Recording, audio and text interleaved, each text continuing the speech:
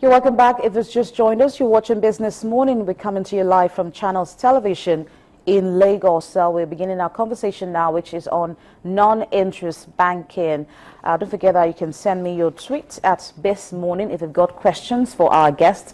They are Masood Balogun is the General Counsel, Lotus Capital. He is to my far left, and to my immediate left is Bashir Oshodi. He is a member of Nigeria Islamic Finance Working Group.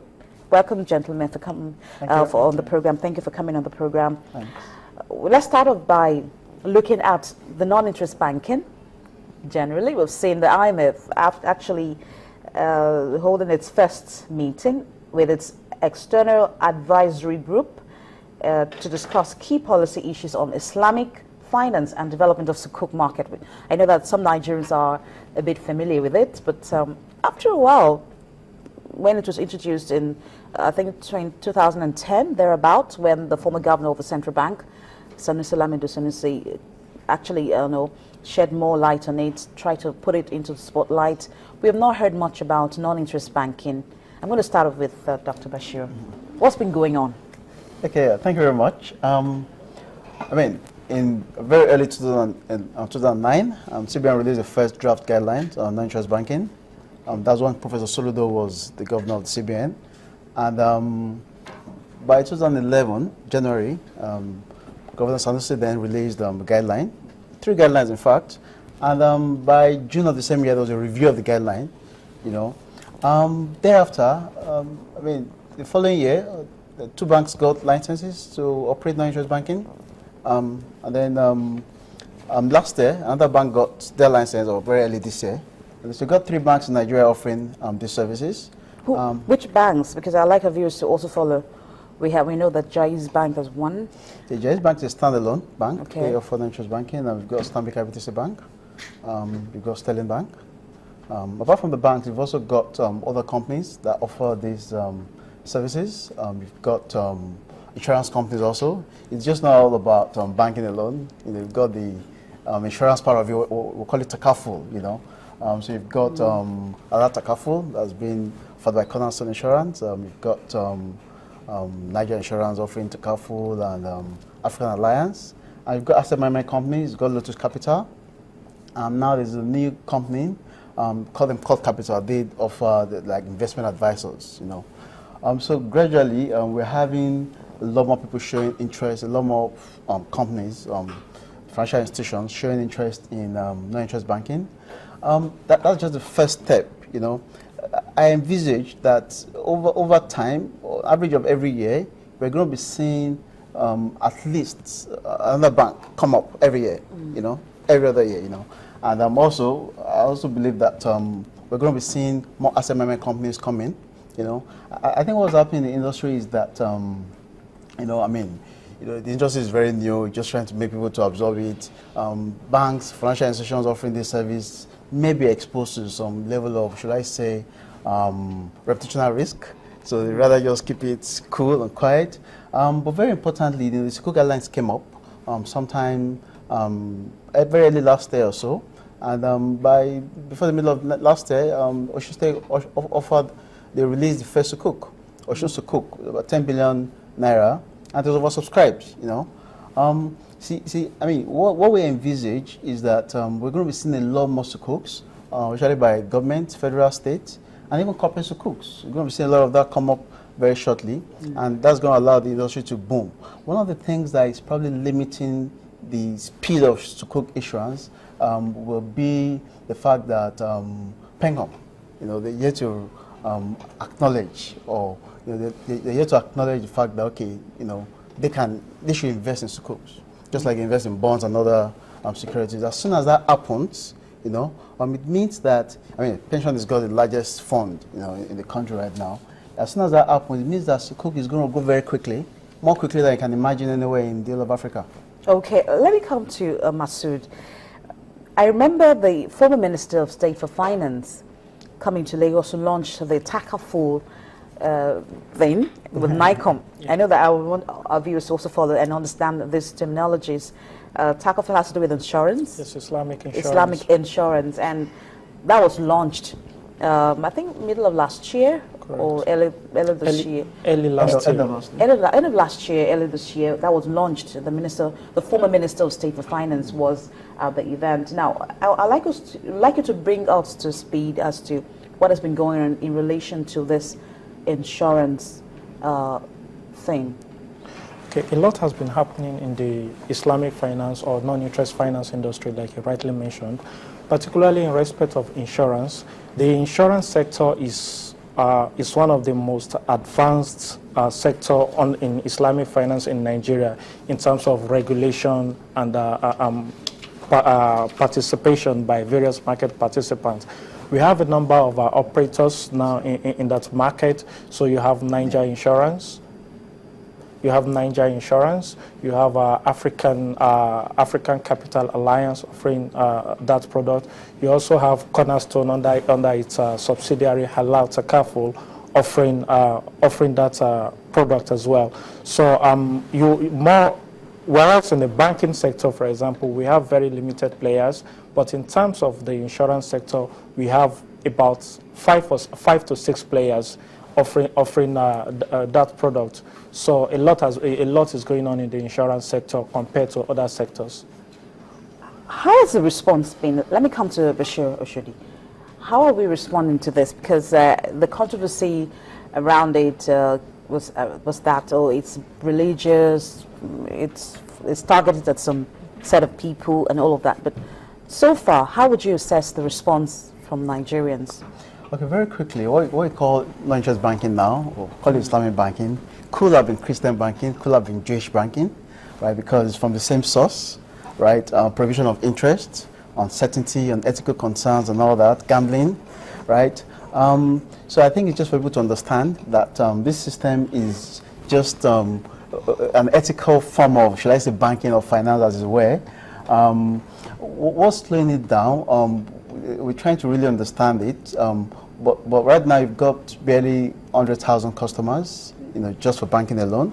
Takaful, far from it, right? But you see, there's a research that was done by FINA, Enhancing Financial Innovation Access, and they found out in the research that you've got about 30.5 million adult Nigerians that are willing to do this business. In practice, what we have found is that a lot of people that are not even in the faith, that is assumed, they come in. So we found out that a lot of people are showing interest. But what I think we need to do right now is we need some kind of working group that's going to help promote the industry more. Since the cost of getting it done by a lot of banks and a lot of insurance companies, the cost is just too high for them right now. So it means that we need a group, working group that's going to help marketing more so people can understand the benefit. But it's not about the fact that it's a very good system and it's going to make. It's going to help development. It's going to help us achieve overall economic development. All right, Masood, do you think that we're creating enough awareness on this in the country? Because it seems to have gone low. Information and awareness and the hype has reduced, so to speak. Do you think we're creating enough awareness about non-interest banking in Nigeria? I think enough awareness has not been created in relation to non-interest banking or non-interest finance in Nigeria, if you like. Although there is a lot of work going on in that area. So you have the very recently, early this year or late last year, I believe, the SEC inaugurated a committee to draft a master plan for the non-interest finance sector or non-interest capital markets in Nigeria. So underground, a lot of work is going on. Also, there is the FINA committee, which as part of its objectives as enhancing financial inclusion and promoting economic awareness among the populace. Underground, there is a lot of work going on, but because of the peculiar circumstance of Nigeria, that also has to be managed so that people get to really know what Islamic finance or non-interest finance is all about, and see that it's about what is in it for me, what are the value proposition of this industry, how can it enhance economic development, how can it promote financial inclusion. So I believe that more needs to be done, particularly from the side of from the point of view of the regulators, because they will be seen as neutral and being fair to to the market. So when the regulators do a lot more in this aspect, then I believe we'll have more awareness in that regard. Also, I mean, in the operators angle, for example, Lotus Capital in 2 months ago launched the first exchange traded fund in the market.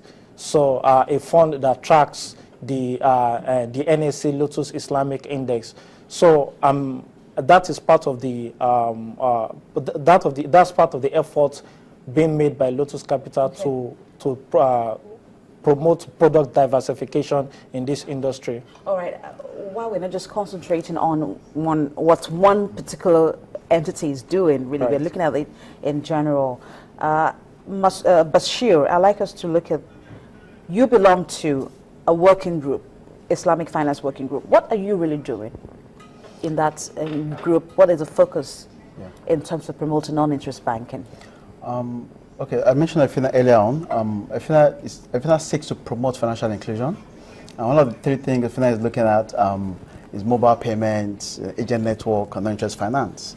These 3 areas, they found out that if they concentrate on them very well, they're going to be able to, achieve the overall purpose of financial inclusion. So when the group started in 2009, the primary purpose was to see that the industry grows.